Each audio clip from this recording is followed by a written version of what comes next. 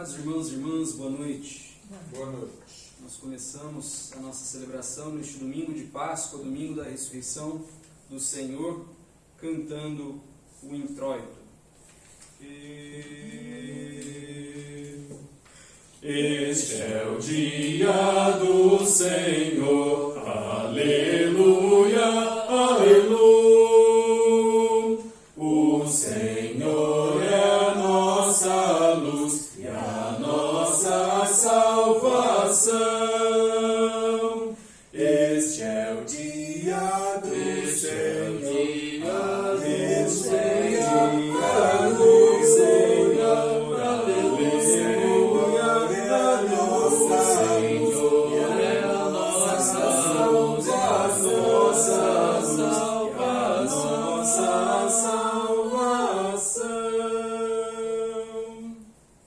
Aleluia, Cristo ressuscitou.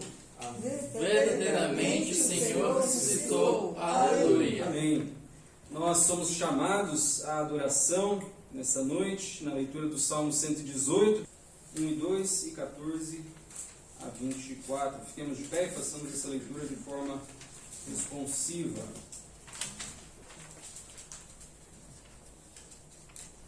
Rendei graças ao Senhor, porque Ele é bom, porque a sua misericórdia dura para sempre. Diga, pois, Israel, sim, a sua misericórdia dura para sempre. Verso 14. O Senhor é a minha força e o meu cântico, porque Ele me salvou. Nas tendas dos justos a voz de júbilo e a salvação. A destra do Senhor faz proezas. A destra do Senhor se eleva, a destra do Senhor faz proezas. Não morrerei, antes viverei, e cantarei as obras do Senhor. O Senhor me castigou severamente, mas não me entregou à morte. Verso 19. Abri as portas da justiça, entra por elas e renderei graças ao Senhor. Esta é a porta do Senhor, por ela entrarão os justos. Render-te-ei graças, porque me acudiste, foste a minha salvação. A pedra que os construtores rejeitaram, essa veio a ser a principal pedra angular. Foi o Senhor que fez isto e é maravilhoso aos nossos olhos. Este é o dia que o Senhor fez. Regozijemo-nos e alegremo-nos nele. Cantemos ao Senhor o hino número 373 do Cantai Todos os Povos. Cristo já ressuscitou. Deixa isso aparecer.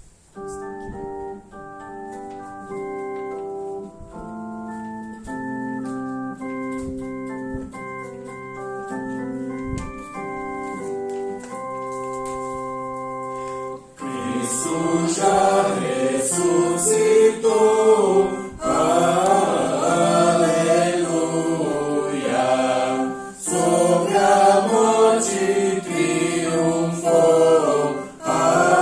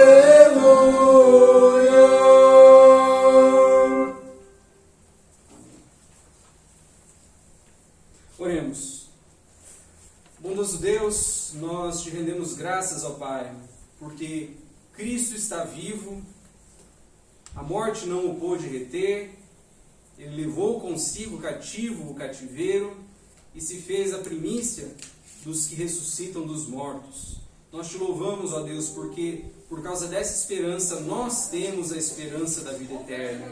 Tem misericórdia, Deus, de nós, escuta a nossa oração, escuta o nosso culto, recebe, ó Deus, os nossos louvores, as nossas ações de graça, as nossas orações, ó Deus. Recebe a nossa adoração como expressão do nosso amor por Ti, da nossa gratidão, porque o Senhor tem sido extremamente bondoso para conosco, para com os nossos familiares, para com aqueles que nos cercam, ó Deus. O Senhor tem sido extremamente generoso para conosco. Por isso nós te louvamos e nós te rendemos graças. Fala conosco nessa noite, ó Deus, por meio da palavra que será lida e proclamada, e também, ó Deus, do sacramento da comunhão que vamos receber. Seja o teu nome glorificado por tudo aquilo que faremos nesta noite, ó Deus. Oramos por Cristo, o nosso Senhor. Amém. Os irmãos podem se assentar. O texto que nos chama à contrição nesta noite se encontra na primeira carta aos Coríntios, capítulo 15, os versos 1 a 4. 1 Coríntios, capítulo 15, os versos 1 a 4, que assim nos dizem: Irmãos, venho lembrar-vos o evangelho que vos anunciei, o qual recebestes e no qual ainda perseverais. Por ele também sois salvos, se retiverdes a palavra tal como vos-la preguei, a menos que tenha escrito em vão. Antes de tudo vos entreguei o que também recebi, que Cristo morreu pelos nossos pecados, segundo as Escrituras, e que foi sepultado e ressuscitou ao terceiro dia, segundo as Escrituras. Este é o Evangelho que nos foi anunciado. Este é o Evangelho que nós recebemos e no qual nós devemos perseverar. É por ele que nós somos salvos, se retivermos a palavra tal como a recebemos. Cristo morreu pelos nossos pecados, segundo as Escrituras, e ressuscitou ao terceiro dia, segundo as Escrituras. Isso é o cerne do Evangelho, isso é aquilo que Paulo foi perseguido por pregar, isso é o que nos salva. Todas as demais doutrinas, todas as demais teologias, todos os demais desdobramentos disso para a nossa fé, vem depois disso. Este é o cerne. Cristo morreu pelos nossos pecados. Cristo morreu para a nossa salvação. Ele ressuscitou para a nossa salvação. Essa é a oportunidade que nós temos, então, de, ao início deste nosso culto, de confessarmos os nossos pecados, para recebermos esse perdão que Cristo tão amorosamente nos estende. Tenhamos então um momento de oração silenciosa, de oração de confissão de pecados. Os irmãos que não têm nenhum impedimento físico, eu convido para que façamos essa oração de joelhos.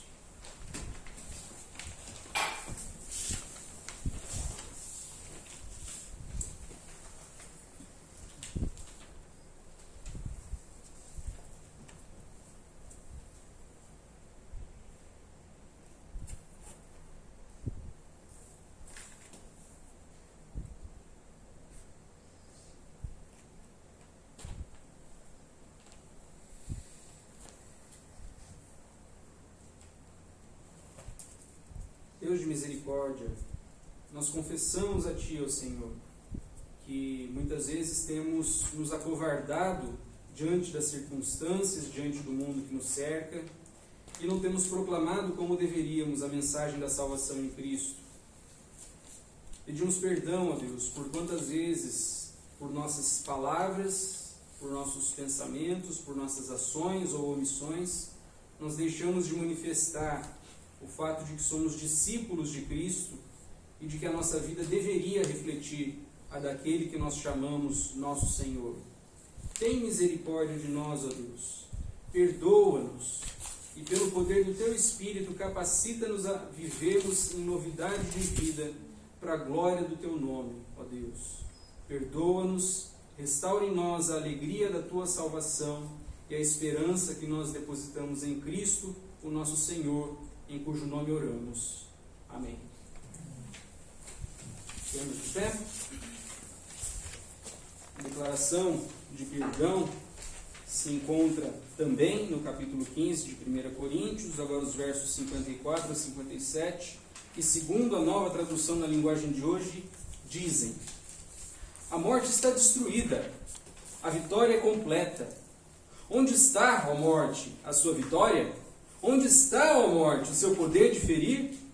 O que dá à morte o poder de ferir é o pecado, e o que dá ao pecado o poder de ferir é a lei. Mas agradeçamos a Deus, que nos dá a vitória por meio do nosso Senhor, Jesus Cristo. Amém. Em nome de Jesus Cristo nós somos perdoados, em nome de Jesus Cristo nós temos a salvação, a vida eterna e estamos livres do poder de ferir, do pecado e da morte. Louvemos ao nosso Deus.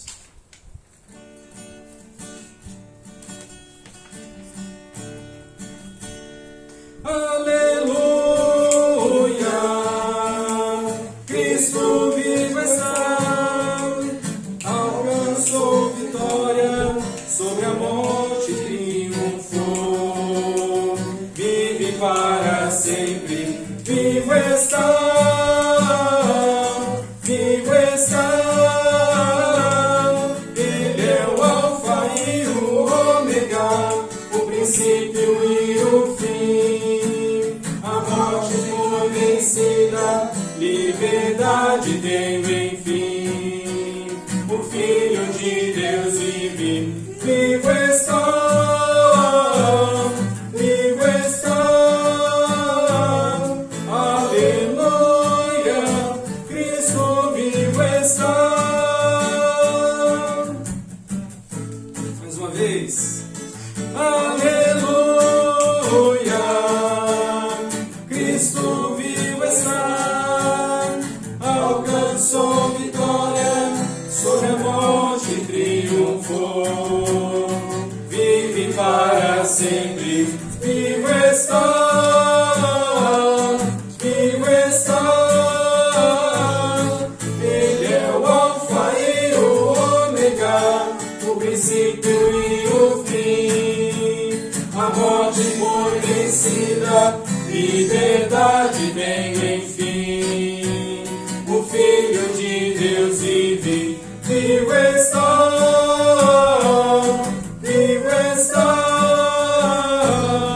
aleluia, Cristo vivo está,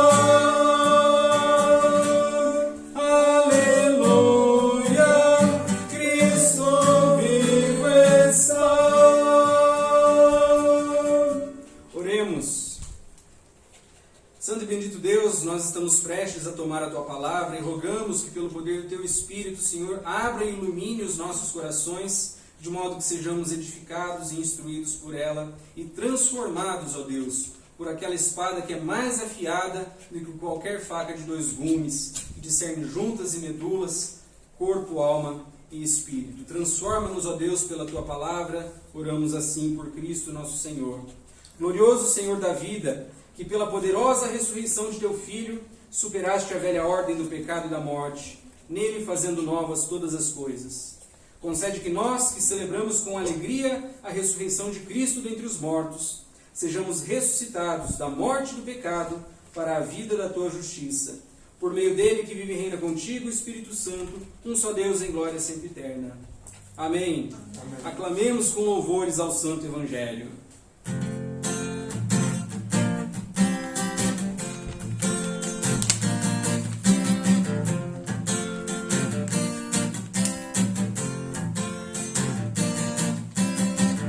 Celebrai a Cristo, celebrai.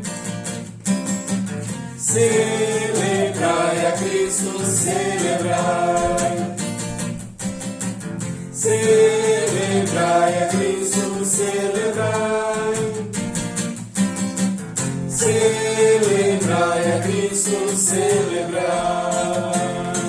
Ressuscitou, ressuscitou,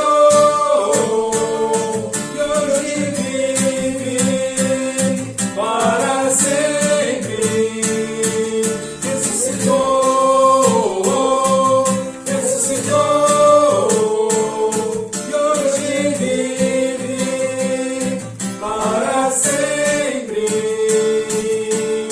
Vamos celebrar, vamos celebrar, vamos celebrar. Ressuscitou o Senhor.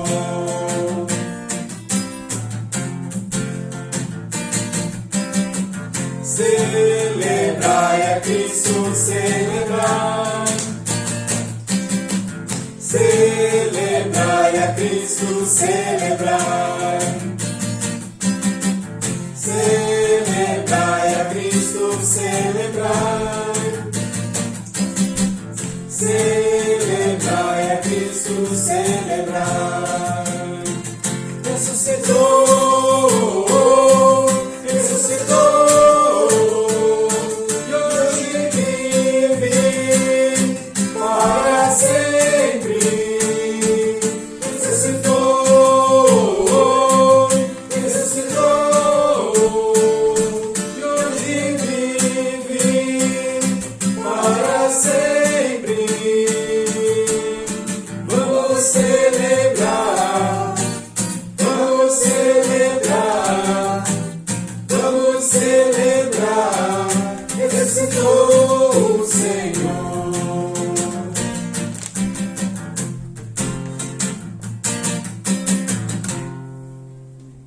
O Santo Evangelho de Nosso Senhor Jesus Cristo, segundo o relato de Marcos. Glória ao Senhor, agora e para sempre. Marcos capítulo 16, os versos 1 a 8. Passado o sábado, Maria Madalena, Maria, mãe de Tiago e Salomé, compraram aromas para irem embalsamá-lo. E muito cedo, no primeiro dia da semana, ao despontar do sol, foram ao túmulo. Diziam umas às outras: quem nos removerá a pedra da entrada do túmulo? E olhando, viram que a pedra já estava removida, pois era muito grande. Entrando no túmulo, viram um jovem assentado ao lado direito, vestido de branco, e ficaram surpreendidas e atemorizadas. Ele, porém, lhes disse: não vos atemorizeis, buscais a Jesus o Nazareno, que foi crucificado. Ele ressuscitou, não está mais aqui. Vede o lugar onde o tinham posto. Mas ide, dizei a seus discípulos e a Pedro que ele vai adiante de vós para a Galiléia. Lá o vereis, como ele vos disse. E saindo elas, fugiram do sepulcro, porque estavam possuídas de temor e assombro, e de medo, nada disseram a ninguém. O Evangelho é o poder de Deus para a nossa salvação. Louvado seja Jesus. Amém. Os irmãos podem se sentar.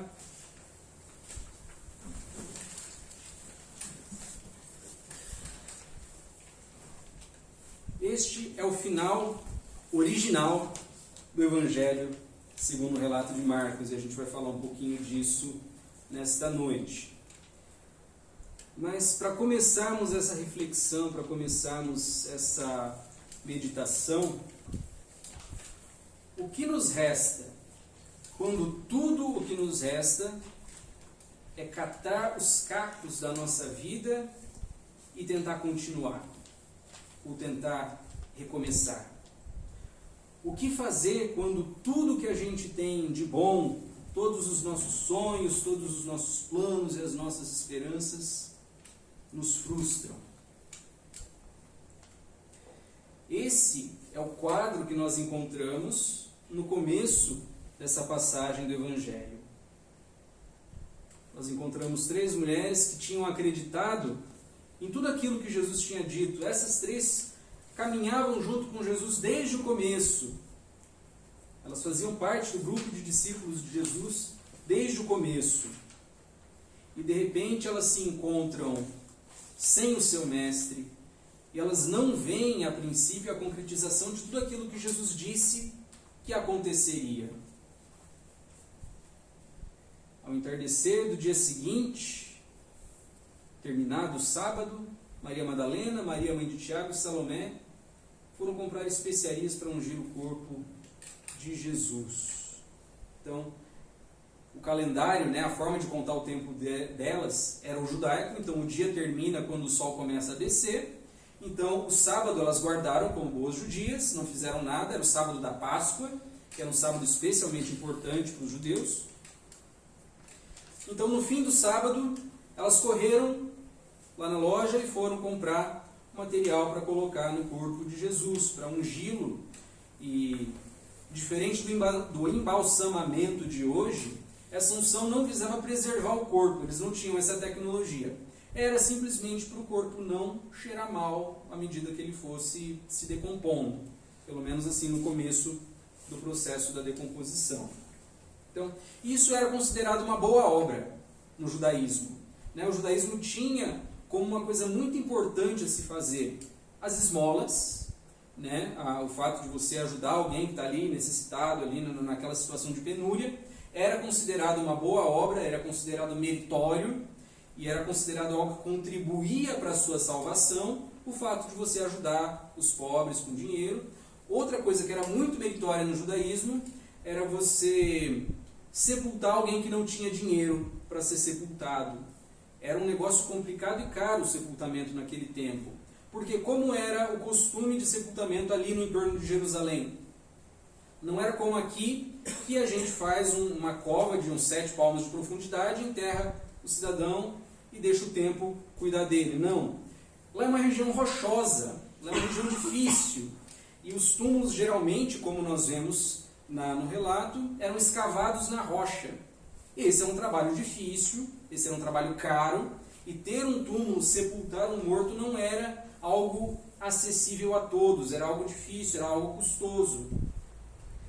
Tanto que nós vemos que quem pagou pelo sepultamento de Jesus foi José de Arimateia, um dos membros do Sinédrio, um dos membros do conselho lá de Jerusalém, e que era um seguidor de Jesus em segredo. Ele temia se revelar ao público como um seguidor de Jesus, porque isso o colocaria em sérios apuros com as autoridades do judaísmo. Então, era uma boa obra o fato de você pagar pelo sepultamento de alguém. Nicodemos, nós vemos no relato de João, também vai ajudar com especiarias, com óleos, com material para ajudar a ungir o corpo de Jesus lá na noite do sepultamento, naquele final de tarde de sexta. E nós vemos aqui as mulheres repetindo isso, porque era do costume funerário dos judeus. Muito bem. Então, as mulheres, tudo que lhes restava, de todas aquelas esperanças, de todos aqueles sonhos que Jesus colocou no coração delas, se a gente se lembrar do Sermão do Monte, das bem-aventuranças, bem-aventurados os que choram, porque serão consolados, bem-aventurados os pacificadores, porque serão chamados filhos de Deus, bem-aventurados os que têm fome e sede de justiça. Jesus colocou toda essa esperança de que o reino de Deus, esse reino exemplificado pelos valores das bem-aventuranças, esse reino sobre o qual ele pregou tantas vezes, por meio de parábolas, por meio de ensinamentos diretos também aos discípulos, eles esperavam que esse reino seria Jesus que viria concretizá-lo. E eles acreditam, como os judeus, que com a entrada triunfal de Jesus era chegada a hora de inaugurar esse reino. E de repente Jesus, em vez de ser coroado rei, foi coroado com espinhos. Em vez de ser entronizado, é pendurado numa cruz. Em vez de reinar para sempre como filho de Davi, que era o que as profecias diziam, ele foi morto e sepultado. Então os sonhos, as esperanças dessas mulheres e dos demais discípulos estavam em caquinhos, estavam esfarelando ou tinham esfarelado, tinham virado pó. O que fazer então quando as nossas esperanças se esfarelam e nos frustram?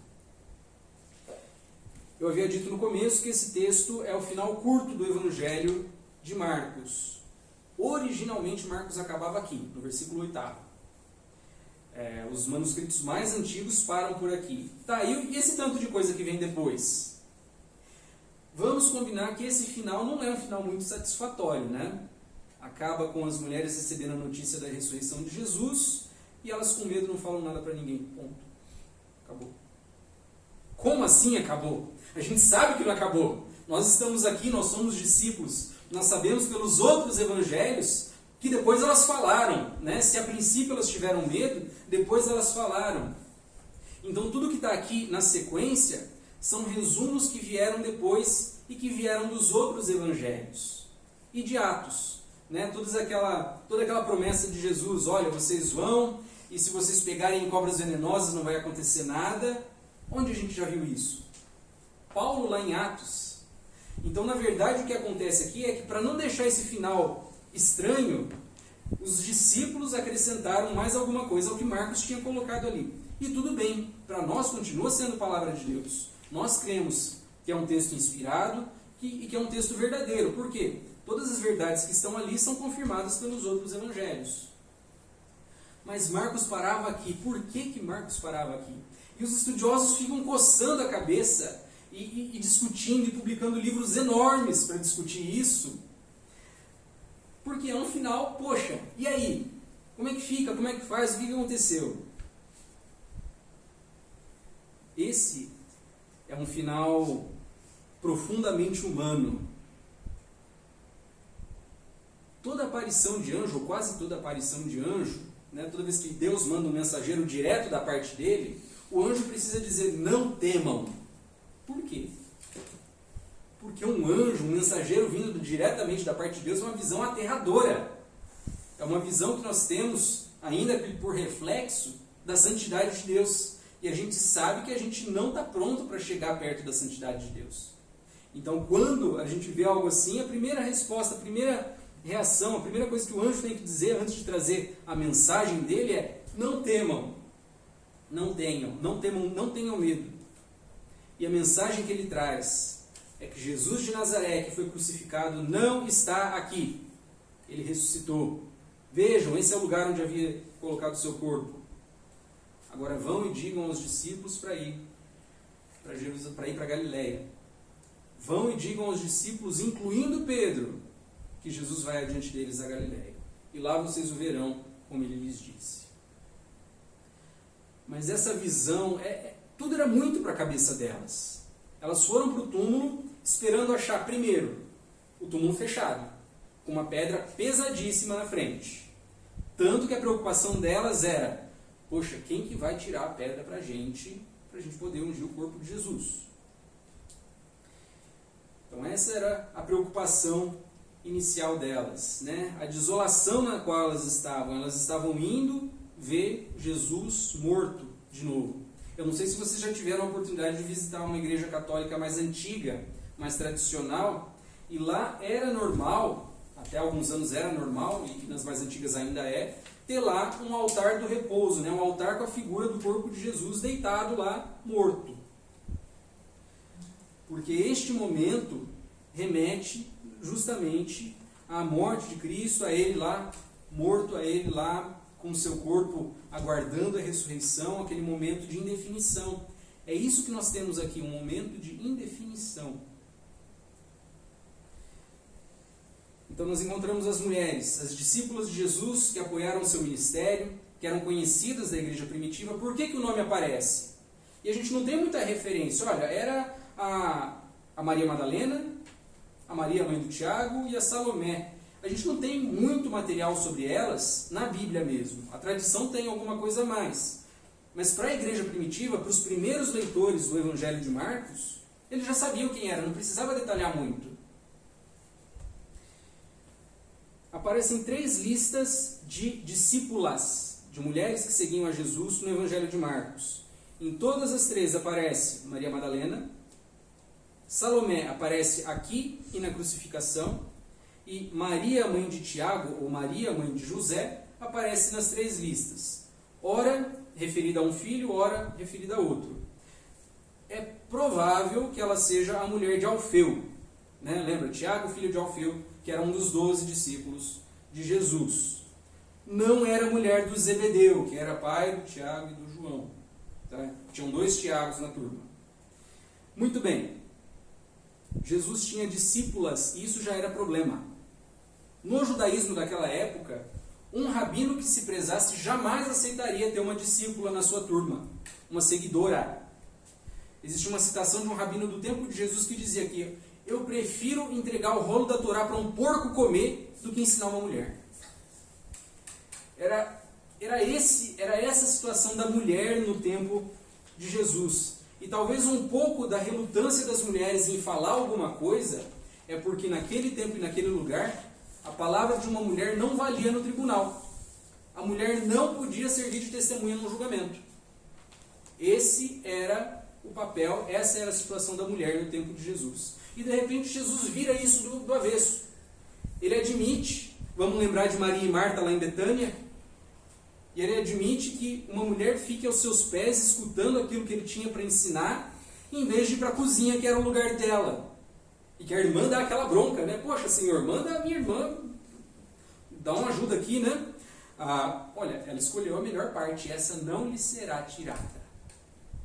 Jesus oferece a melhor parte não apenas para homens, mas também para mulheres, e com isso ele vira aquele mundo e aquele momento de ponta cabeça.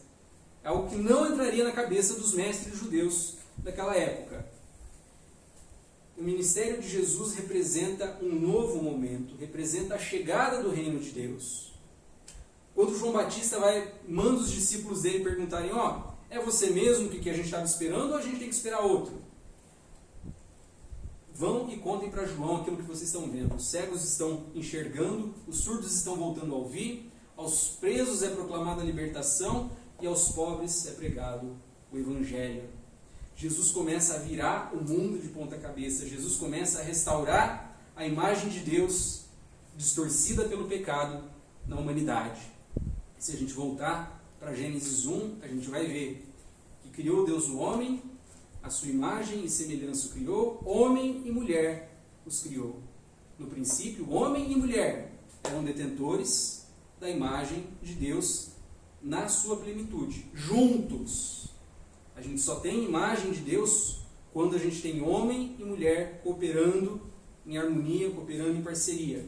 Quando a gente tem o pecado, o que Deus fala? Olha, o seu desejo será para o seu marido e ele vai te dominar. A gente começa a ver as coisas degringolando a partir do pecado. E Jesus começa a desfazer isso. Isso é a chegada do reino de Deus. Essa era a esperança que Jesus começou a semear no coração delas e que agora elas se encontravam abaladas por causa da morte do seu mestre. As discípulas e os discípulos careciam da boa nova, da ressurreição. Para os demais discípulos, seguir a Jesus também representava uma nova esperança. Representava a esperança no reino dos céus. Aquele reino de valores opostos do qual a gente estava falando. Aquele reino em que os humildes serão exaltados e os soberbos serão humilhados. Em que os últimos serão os primeiros. E ser o último naquele tempo não era difícil. Aquele tempo em que os ricos eram muito ricos e os pobres eram miseráveis. Qualquer semelhança com o nosso mundo não é mera coincidência. Nós estamos sujeitos a isso ainda. Mas o reino de Deus vem, e a promessa é que o reino de Deus vem para desfazer isso. Muito bem. Aquela nova aliança que Deus nos promete também faz parte da promessa do reino de Deus. E a gente falou um pouquinho sobre isso no culto passado. Aquela aliança nova em que ninguém mais vai precisar dizer conheça ao Senhor, porque todos, desde o menor até o maior, conhecerão ao Senhor, no sentido de que vão ter um relacionamento próximo com Deus. Paulo vai dizer que nós estávamos mortos em nossos delitos e pecados e Cristo nos deu vida, sendo nós ainda pecadores, sendo nós ainda inimigos de Deus. Cristo vem e nos oferece vida. Nós carecemos, os discípulos carecem da mensagem da boa nova, da boa notícia da ressurreição. Porque se Cristo não ressuscitou, como diz Paulo, a nossa fé é inútil. Nós ainda somos escravos dos nossos pecados. Se a nossa esperança se resume a esta vida, ao que nós podemos realizar aqui, ao que nós podemos concretizar aqui, nós somos os mais infelizes de todos os homens, diz Paulo. E todas essas esperanças que os discípulos nutriam esfarelaram diante da crucificação de Jesus. Então os discípulos carecem da boa nova da ressurreição. Mas nós também carecemos da boa nova da ressurreição. As nossas esperanças nesta vida também estão sujeitas a nos frustrar. Quantos planos, quantas expectativas, quantas possibilidades a gente alimenta com todo carinho e de repente elas dão em nada. A gente dá com os burros na água. E a gente vê esperanças, futuros promissores, começos promissores que acabam dando em nada e nos frustrando também. É uma história conhecida que em 1929, quando quebrou a Bolsa de Nova York, muitos corretores simplesmente abriram a janela do escritório e pularam. Porque a única esperança que eles tinham, a única coisa que os motivava na vida, eram aqueles negócios, era aquele dinheiro que eles tinham aplicado e que de repente virou pó. Os milhões e milhões de dólares que circulavam naquele tempo, de repente deixaram de existir. E para eles a vida e o sentido da vida também deixaram de existir. Se a nossa esperança se limita às coisas que nós podemos ter e conquistar e viver nesta vida, nós somos os mais infelizes de todos os homens, como estes homens aqui nos provam.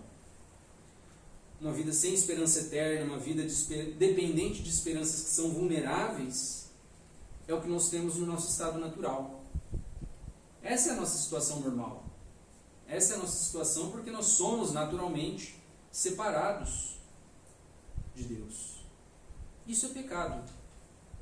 Pecado é muito menos aquilo que a gente faz, atos que desagradam a Deus, embora eles também sejam pecado, mas pecado é principalmente o nosso estado, a nossa separação ontológica, né, da nossa própria essência de Deus.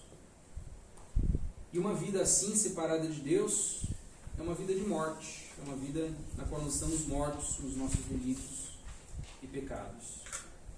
Mas Deus revela às discípulas a ressurreição de Cristo. E as mulheres se perguntam: quem me removerá para nós a pedra da entrada do túmulo? Deus removeu a pedra. Elas chegaram lá e não tiveram que fazer nada. A despeito do tamanho e do peso daquela pedra, que era muito grande, segundo o nosso texto. A resposta de Deus à preocupação daquelas discípulas, aquela preocupação que além das suas forças, que elas ali, as três, não iam ter condição nenhuma de resolver,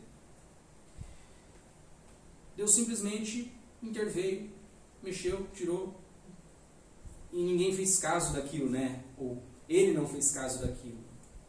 Para elas foi aquela surpresa, nossa. E o que elas encontram ali? Elas encontram um jovem vestido de branco. No Evangelho de Marcos, na cena da prisão de Jesus, lá no jardim, tem uma figura muito, muito enigmática, né? Que parece que é jogado ali aquele texto, que diz, olha, Jesus foi preso, os guardas o levaram, os discípulos foram cada um para um lado, e tinha um jovem ali que estava enrolado num lençol branco de linho e que estava assistindo tudo, e de repente alguém puxou o lençol do cara e ele fugiu pelado. O texto diz isso, pode ir lá conferir. E os estudiosos, poxa, o que tem a ver aqui? Parece que está jogado isso no texto, né? Não tem uma explicação, ninguém volta para explicar o que é isso aqui, mas alguns escritores vão dizer que o jovem vestido de branco lá atrás é o mesmo jovem que está aqui guardando o túmulo, né? Um mensageiro de Deus vigiando, né? E zelando para que as coisas aconteçam do jeito que tem que acontecer. E nós cremos que Deus envia os seus anjos para cuidar que as coisas aconteçam do jeito que tem que acontecer. Mas isso é uma linha de opinião. Outros teólogos vão dizer outras coisas. Por exemplo, alguns vão dizer que aquele jovem lá era um dos discípulos, né? Algum outro dos discípulos que estava por lá assistindo os acontecimentos. A gente não sabe, a gente vai ter que perguntar depois. Muito bem. Outra coisa interessante é que Jesus não aparece no final de Marcos, né? Tirando os resumos que a gente tem depois, né, do versículo 9 para frente, no capítulo 16, Jesus não aparece de novo. Isso é um negócio muito emblemático, porque Jesus não aparece para a gente também. O que ele vai dizer para Tomé em João? Bem-aventurados os que não viram e creram. Quem são os bem-aventurados que não viram e creram? Nós. Então, Jesus não aparece aqui, por quê? Porque esses discípulos que não veem a Jesus, mas confiam na palavra dele, na palavra que Deus envia por meio do seu mensageiro, e anjo significa mensageiro, creem nessa palavra, né? Dependem unicamente de crer na palavra que Deus envia, que Deus revela por meio do seu mensageiro. As mulheres e os discípulos, então, são convidados a acreditar na palavra dessa testemunha.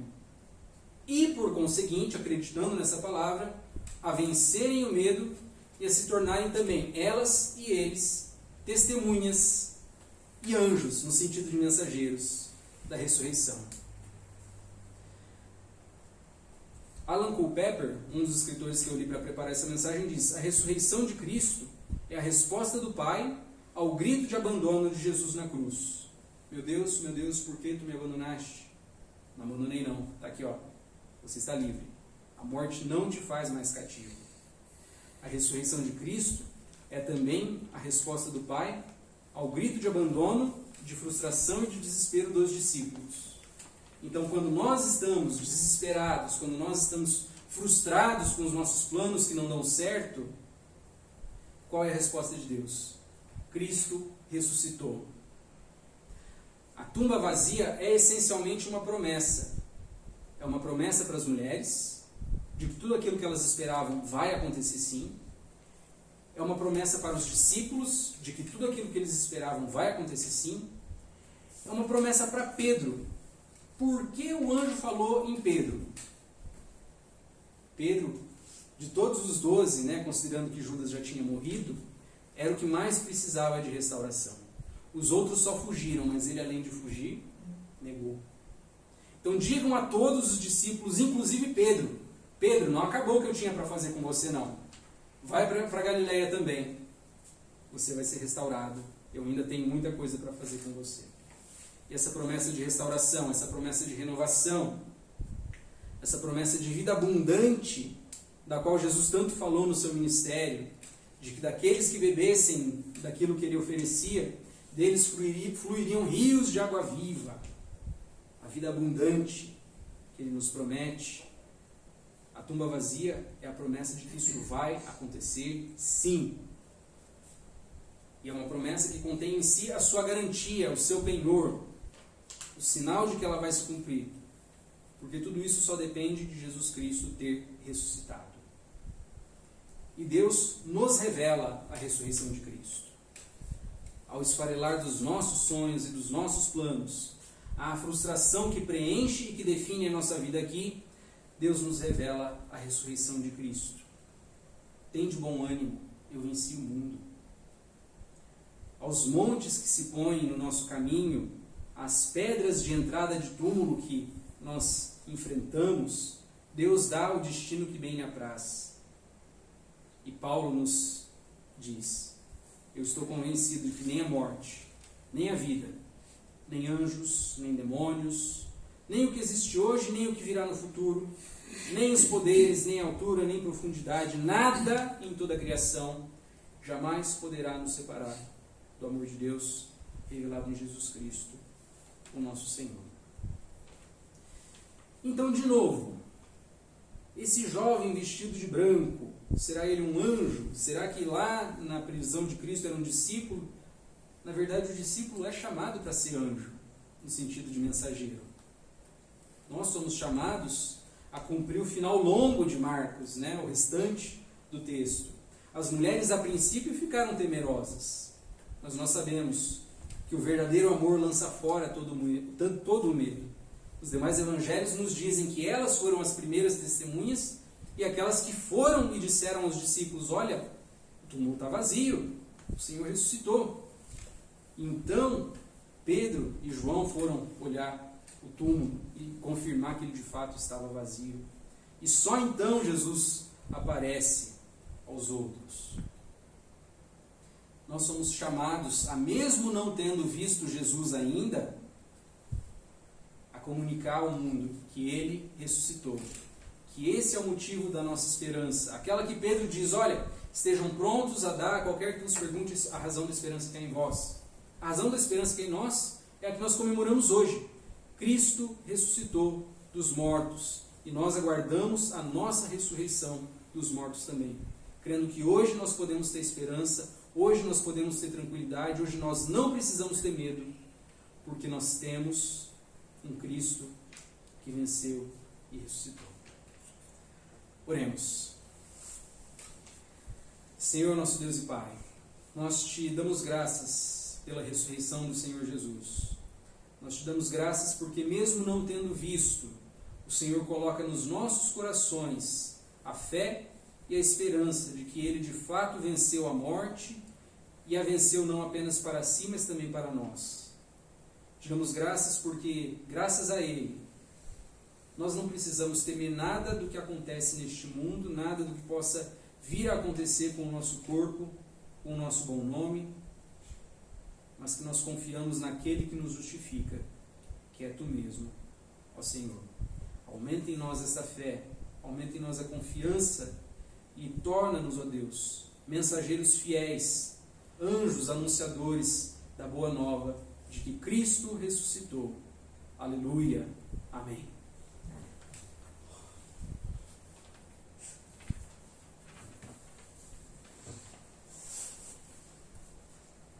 Fiquemos de pé. Nós somos convidados, em resposta à palavra do Senhor, a afirmar a nossa fé nas palavras do credo niceno. Façamos isso a uma só voz.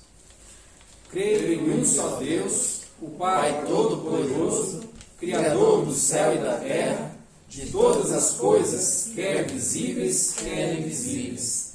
Creio em um só Senhor, Jesus Cristo, o Filho unigênito de Deus, gerado do Pai antes de todas as eras, Deus de Deus, luz de luz, verdadeiro Deus de verdadeiro Deus, gerado, não criado, de uma só substância com o Pai. Por Ele todas as coisas foram feitas, e por nós, os homens, e para a nossa salvação, desceu dos céus e se encarnou pelo Espírito Santo do seio da Virgem Maria e se fez homem. Também por nós foi crucificado sob Pôncio Pilatos, padeceu e foi sepultado, ressuscitou ao terceiro dia, conforme as Escrituras, e subiu ao céu, onde está sentado à direita do Pai. De novo há de vir em sua glória, para julgar os vivos e os mortos, e o seu reino não terá fim. Creio no Espírito Santo, o Senhor e doador da vida, que procede do Pai e do Filho, e juntamente com o Pai e o Filho é adorado e glorificado, o qual falou pelos profetas. Creio na Igreja, una, santa, católica e apostólica. Professo um só batismo para a remissão dos pecados e aguardo a ressurreição dos mortos e a vida do mundo que há de vir. Amém. Podemos nos sentar.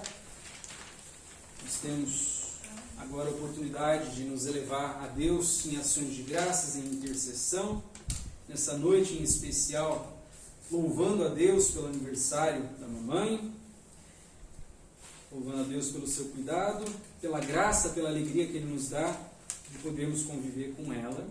Também de colocar o nosso país, de colocar o nosso estado e a nossa cidade nas mãos do Senhor, confiando a Ele todas as nossas preocupações, todas as nossas angústias. Vou pedir ao Felipe para fazer essa oração. Senhor Deus, muito obrigado por mais esse dia de vida, essa oportunidade que o Senhor nos dá de estarmos aqui reunidos para ouvir a Tua Palavra e aprender mais de Ti, também louvar o Teu nome.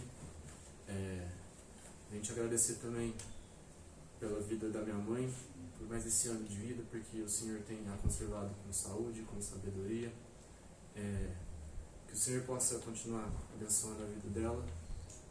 Ser também, ó Pai, com nossa cidade, nosso estado, nosso país, nesse momento tão difícil que nós temos atravessado, mas confiantes em Ti, que o Senhor já tem derramado muitas bênçãos sobre nós. perdoa os nossos pecados, fica conosco. Tudo isso eu te peço e agradeço em nome de Jesus. Amém.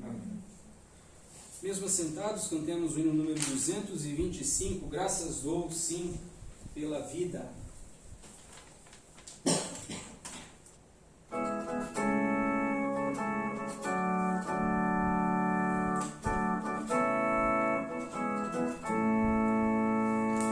Graças dou, sim, pela vida, pelo bem que revelou. Graças dou pelo futuro e por tudo que passou, pelas bênçãos derramadas, pelo amor, pela aflição, pelas graças reveladas.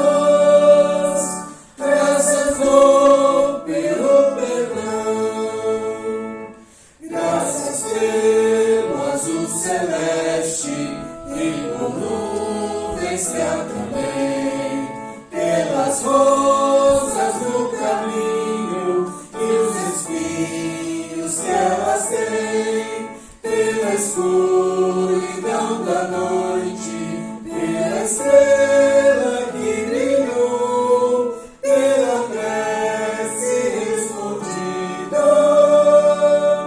e a esperança que falhou, pela cruz do sofrimento e eternal ressurreição, pelo amor que é sem medida, pela paz no coração, pela lágrima vertida e o consolo que é sem par, pelo dom da eterna vida. Sempre graças hei de dar.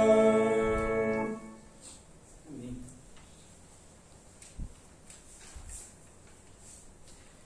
O texto que nos convida à mesa nesta noite se encontra no Evangelho segundo Lucas, capítulo 24, os versos 28 a 35, e assim nos diz, segundo a Nova Versão Transformadora.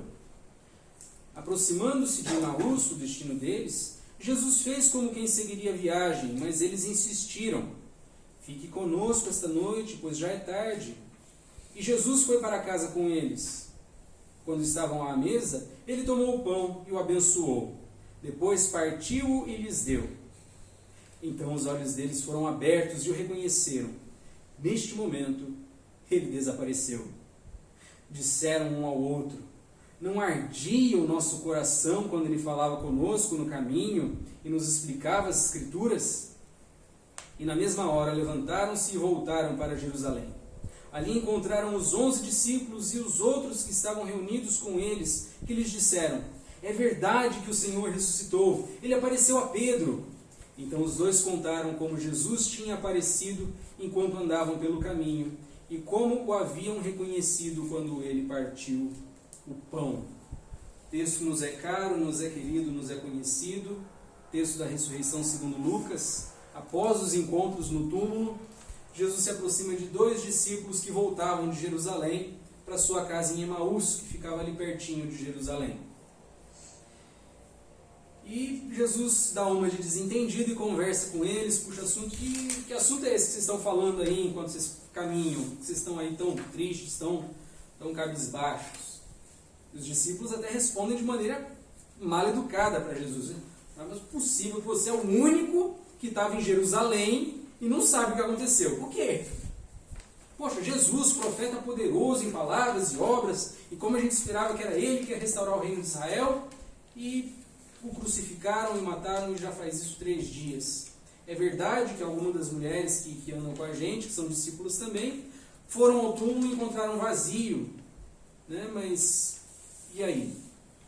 E Jesus dá aquele puxão de orelha. Possível, como é que vocês são lerdos de coração para crer em tudo que as Escrituras tinham a dizer a respeito do Cristo. E começando pelo Antigo Testamento, por todos os profetas, pela lei, Jesus explica tudo de novo para eles, tudo que eles já tinham escutado. E explica.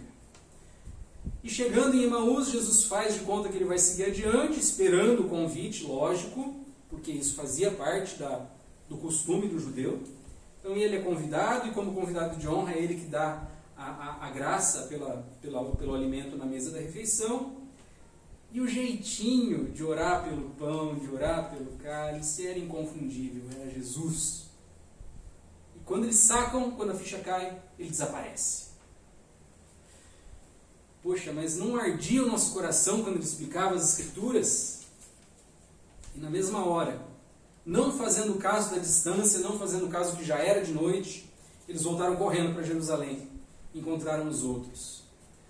Quando essa boa notícia cai, quando a ficha cai no nosso coração, ela é irresistível. E Paulo vai dizer, ai de mim, se não pregar o Evangelho. Nós somos impelidos a pregar, nós somos impelidos a comunicar que o Senhor ressuscitou.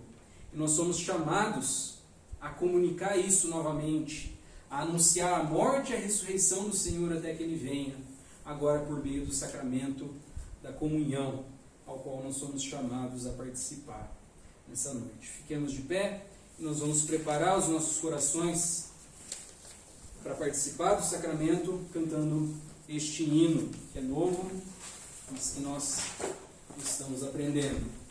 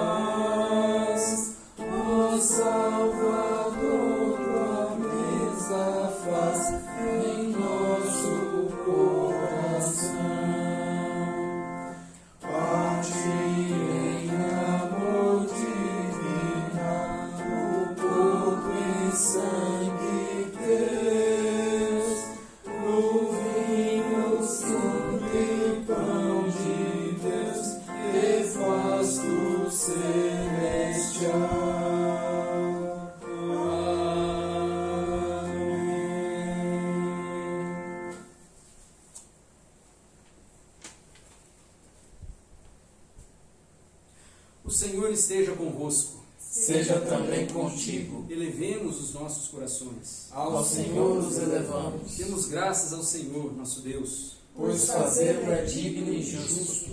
É verdadeiramente digno, justo e o nosso mais honroso dever darmos-te graças por Jesus Cristo, teu Filho, nosso Senhor, ó Pai. E acima de tudo, porque de modo glorioso tu o ressuscitaste dentre os mortos, o verdadeiro Cordeiro Pascal oferecido por nós, que tira o pecado do mundo. Por sua morte ele destruiu a morte, e por sua ressurreição ele nos restaura para a vida eterna. Por isso unimos as nossas vozes aos teus anjos e a todos os coros celestes, que não cessam de louvar teu nome, cantando eternamente.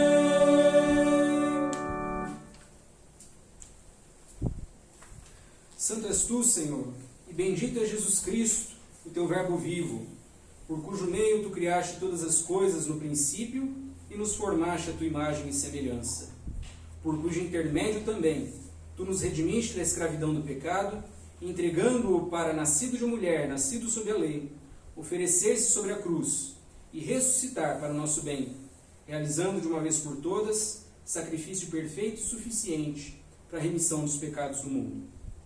Graças te damos porque antes de se entregar por nós, o Senhor Jesus instituiu para nós e para o nosso bem este sacramento do pão e do vinho, em memória do seu sacrifício, o qual agora obedientes nos achegamos à tua santa mesa para celebrar. Cumpre, portanto, ó Deus, a tua bendita palavra, e envia o teu Santo Espírito sobre nós e sobre estas suas dádivas do pão e do vinho, para que sejam para nós outros a comunhão do corpo e do sangue de nosso Senhor Jesus Cristo. Porque eu recebi do Senhor o que também vos entreguei, que o Senhor Jesus, na noite que foi traído, tomou o pão e, tendo dado graças, o partiu e o deu aos seus discípulos, dizendo: tomai, comei, isto é o meu corpo que é dado por vós. Fazei isto em memória de mim.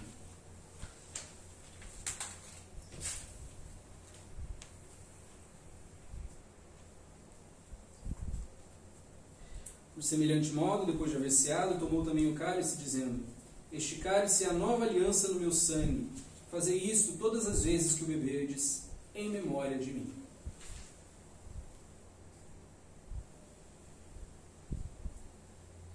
Pois nisso consiste o mistério da nossa fé e motivo da nossa viva esperança. Todas as vezes que comemos este pão e bebemos este cálice, anunciamos a morte e a ressurreição do Senhor, até que Ele venha. E confiados nesta fé, oramos como o Senhor Jesus nos ensinou, dizendo: Pai nosso que estás nos céus, santificado seja o teu nome. Venha o teu reino, seja feita a tua vontade, assim na terra como nos céus.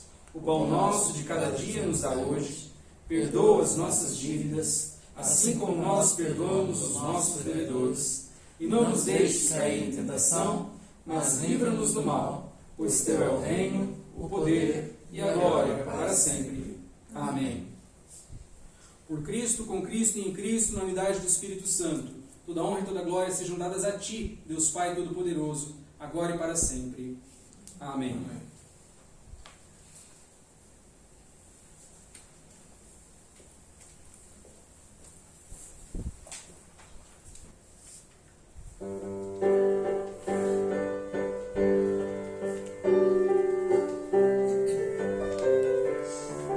Ressurgiu, ressurgiu, Cristo Jesus ressurgiu, Jesus ressurgiu em glória.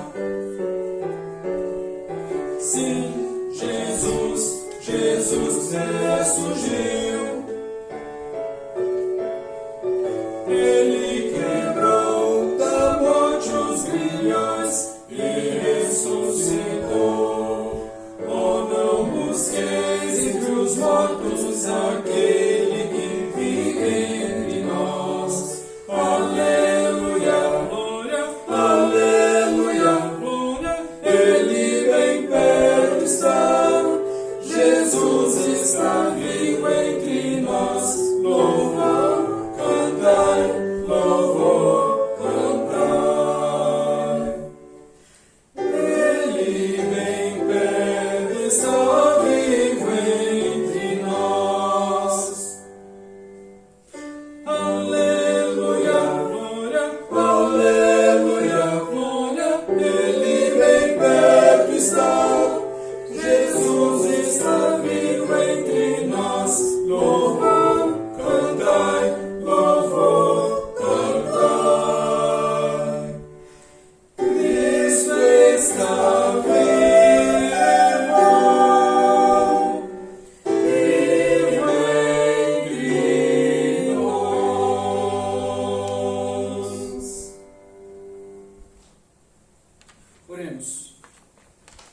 Deus e Senhor da vida, que para nossa redenção entregaste teu Filho unigênito para morrer sobre a cruz, e por cuja gloriosa ressurreição nos salvaste do poder do inimigo, concede-nos morrer dia a dia para o pecado, de modo que vivamos sempre com Ele, na alegria de sua vida eternal. Pelo mesmo Jesus Cristo, teu Filho, nosso Senhor. Amém. Sentados, o texto que nos despede se encontra em Atos dos Apóstolos, capítulo 10. Como não poderia deixar de ser, diz respeito ao tema de hoje, à data de hoje. Atos 10, de 34 a 43. Assim nos diz a palavra do Senhor. Então falou Pedro, dizendo: reconheço por verdade que Deus não faz acepção de pessoas. Pelo contrário, em qualquer nação, aquele que o teme e faz o que é justo lhe é aceitável. Esta é a palavra que Deus enviou aos filhos de Israel, anunciando-lhes o evangelho da paz, por meio de Jesus Cristo.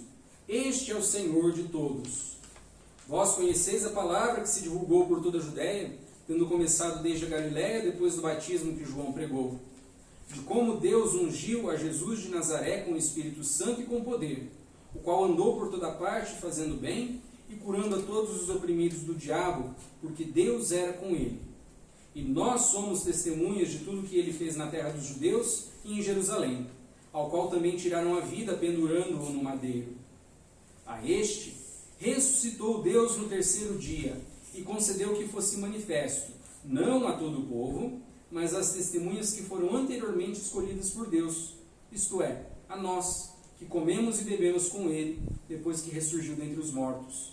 E nos mandou pregar ao povo e testificar que ele é quem foi constituído por Deus, juiz de vivos e de mortos.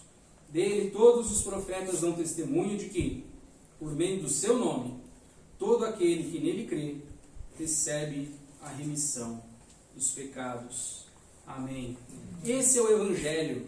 É isso que nós existimos para viver e proclamar. Nós acabamos de ver que Deus o constituiu juiz. Deus lhe deu todo o poder no céu e na terra. E nós somos chamados a cantar isso nesta noite, nos despedindo da casa do Senhor. Todo o poder pertence a Jesus.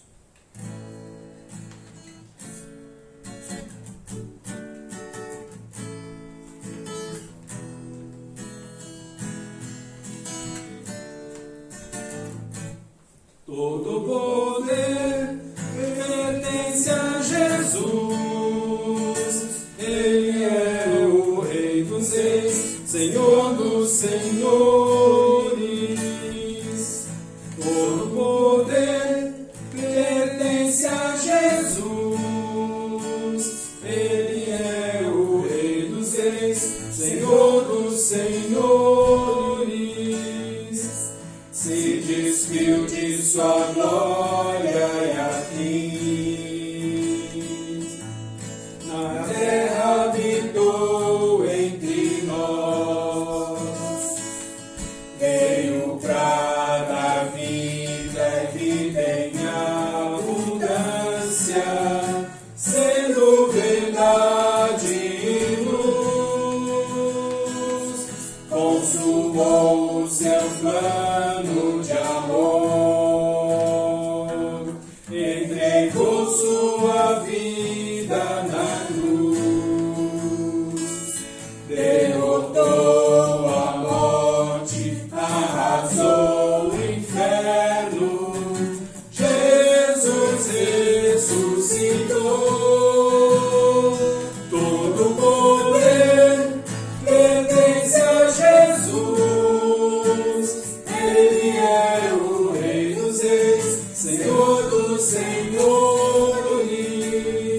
Todo poder pertence a Jesus. Ele é o Rei dos Reis, Senhor dos Senhores.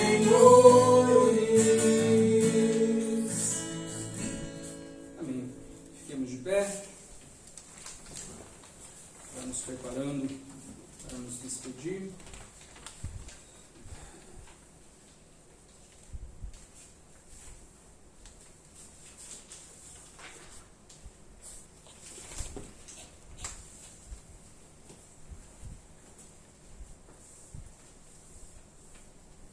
Isso se encontra em Hebreus 13, os versos 20 e 21. Recebei-a. Ora, o Deus da paz, que tornou a trazer dentre os mortos a Jesus, o nosso Senhor, o grande pastor das ovelhas, pelo sangue da eterna aliança, vos aperfeiçoe em todo bem, para cumprirdes a sua vontade, operando em vós o que é agradável diante dele, por Jesus Cristo, a quem seja a glória para todos sempre. E a bênção de Deus Todo-Poderoso, Pai, Filho e Espírito Santo, seja convosco e convosco permaneça, hoje e para todos sempre. Amém. Amém. Amém.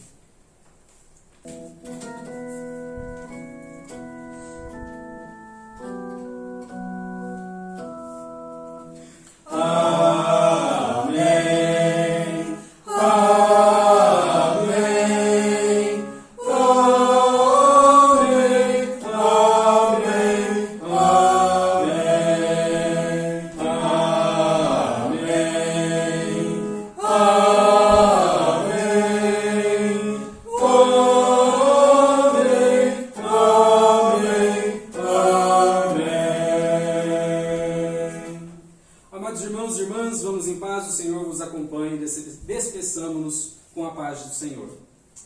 Amém.